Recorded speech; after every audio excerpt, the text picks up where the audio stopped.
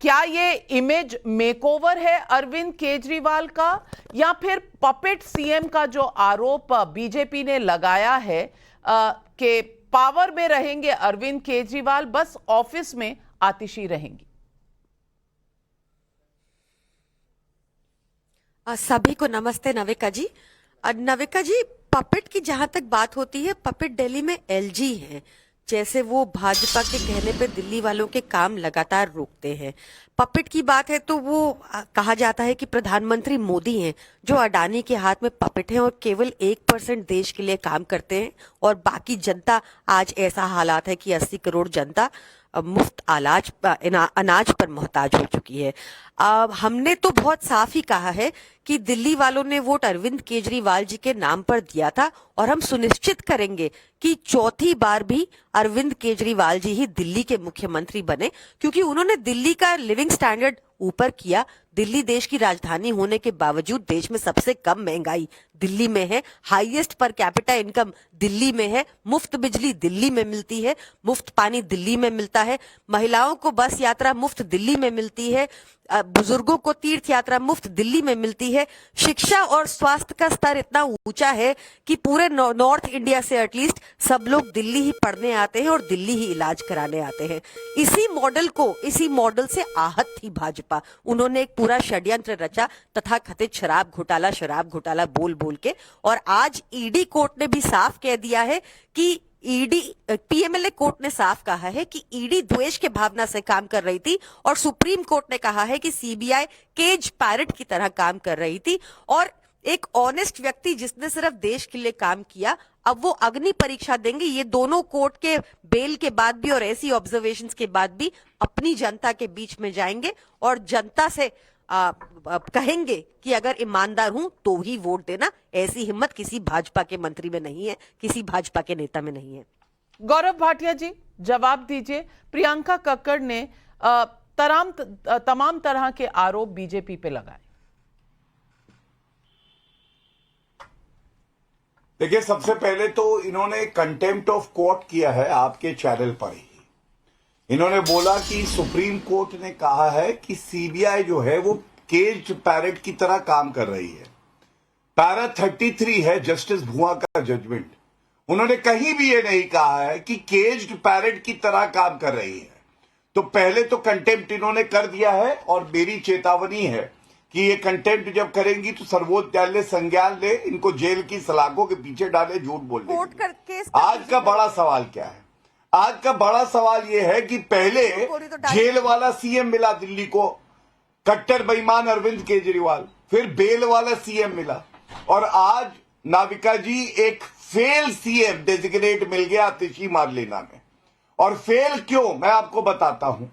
देखिए, बार बार कहा जा रहा है खड़ाऊ सीएम है, खड़ाऊ रखे हैं और केजरीवाल वापस आएंगे। पहले तो जब चुनाव होंगे दिल्ली की जनता ऐसा लताड़ेगी, इस बार 2 सीटें नहीं आएंगी, और आखिरी 5 महीने हैं ये पापी आपके कार्यकाल के। बड़ी संवैधानिक बात यह है, आतिशी मारलेना संविधान की शपथ लेंगी। अगर अरविंद केजरीवाल, जो कि आज एक आरोपी है, अभियुक्त है, बेल पे बाहर है, उनके खिलाफ प्रमाण मिलेगा, तो वो खड़ाऊ सीएम बनेंगी या संविधान का सीएम बनेंगी और अरविंद केजरीवाल के खिलाफ कार्रवाई करेगी। ये उनकी जिम्मेदारी है, लेकिन मुझे नहीं लगता इस प्रश्न का उत्तर मिलेगा। और एक बड़ी बात याद दिलाता हूं, अरविंद केजरीवाल से जब सवाल किया गया तो उन्होंने कहा था विजय नायर डायरेक्टली रिपोर्ट्स टू आतिशी मारलेना। विजय नायर शराब घोटाले में एक एक्यूज्ड है, बेल पे बाहर है। तो मैं पूछना चाहता हूं, जो भ्रष्टाचारी विजय नायर आतिशी मारलेना को रिपोर्ट कर रहा था, 100 करोड़ का रुपया दिया, तो आज क्या प्रश्न नहीं पूछा जाएगा कि भाई आतिशी मारलेना भी क्या शराब घोटाले में कहीं मिली है? और मुझे विश्वास है सीबीआई ईडी अपना काम करेगी और इस तथ्य को भी ध्यान में रखते हुए विवेचना करेगी। बिल्कुल, ये सवाल तो आपको सीबीआई या ईडी से पूछना चाहिए गौरव भाटिया जी। लेकिन प्रियंका कक्कड़ जी, अजीब बात यह है कि ये जो खड़ाऊ वाला विश्लेषण आया, ये बीजेपी का नहीं है, ये खड़ाऊ वाला विश्लेषण तो आम आदमी पार्टी के नेता खुद इस्तेमाल कर रहे हैं, चाहे वो सोमनाथ जी हों, चाहे वो सौरभ भारद्वाज जी हों, चाहे वो गोपाल राय हों, सभी ये कह रहे हैं कि कुछ समय के लिए कुछ ऐसी परिस्थितियां थी कि केजरीवाल जी को हटना पड़ा। तो क्या ये लाजमी नहीं है कि पपेट सीएम, कठपुतली सीएम वाला चार्ज, ये आरोप उन पर लगेगा?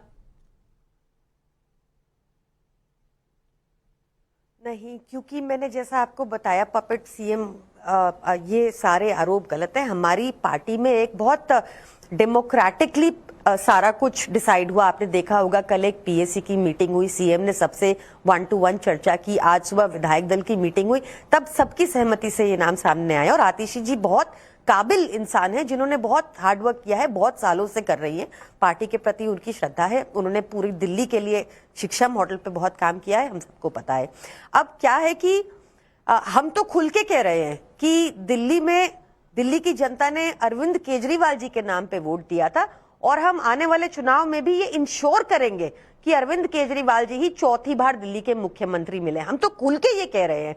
पर इस टाइम पे, इस पीरियड में देखिए, बीजेपी की मंशा रहती है कि किसी भी तरीके जो दिल्ली मॉडल है, जो दिल्ली में सुविधाएं मुफ्त मिलती हैं और उसके बाद एक रेवेन्यू सरप्लस बजट भी सरकार पेश करती है, किसी तरह उसको रोका जाए। क्योंकि भाजपा अपने किसी स्टेट में तो फ्री बिजली दे नहीं पाती, भाजपा अपने किसी स्टेट में फ्री पानी तो दे नहीं रही, भाजपा कहीं भी अपने स्टेट में किसी महिला को फ्री बस यात्रा तो दे नहीं रही, भाजपा के स्टेट में कहीं भी बुजुर्ग तीर्थ यात्रा में तो मुफ्त में जा नहीं रहे। तो इसको रोको, क्योंकि अरविंद केजरीवाल जी की लोकप्रियता को रोकना है, उस पर प्रहार करना है लगातार।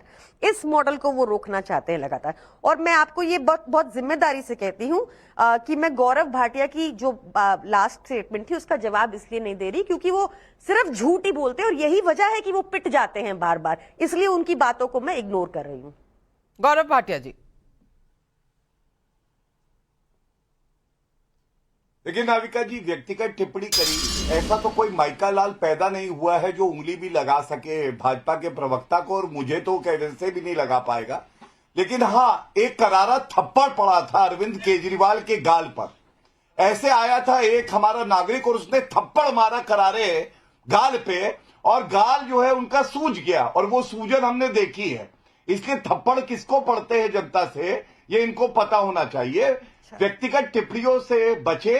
शरीर बड़ा हो गया, बुद्धि बड़ी नहीं हो पाई बेचारी की। मुझे संवेदना प्रकट करनी चाहिए। मुझे लगता है कि हमें पर्सनल कमेंट्स नहीं करने चाहिए, खास करके महिलाओं के सामने होते हुए। और प्रियंका जी, मैं आपसे भी कहूंगी, लेट्स नॉट गेट पर्सनल, मुद्दे पर चर्चा करते हैं।